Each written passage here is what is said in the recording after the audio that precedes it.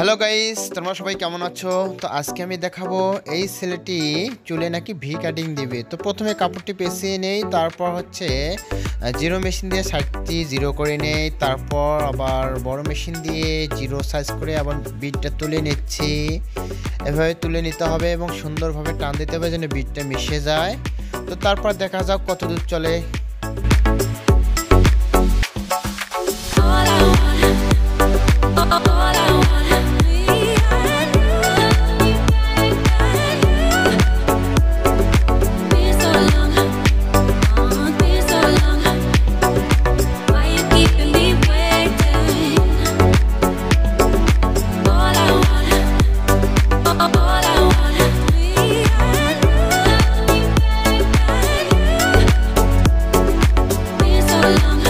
তারপর আমাদের অবশ্যই দেখতে হবে দুই সাইডে সমান আছে কিনা। তো তার জন্য আমরা ভিটা এমন সাইজ করে নেব যেন দুই দিকে সমান থাকে মাপটা, আর এভাবে কাটতে হবে যেন দুই সাইডে একদম সমান মাপ থাকে। তো তারপর আমরা এভাবে কাটতে থাকি।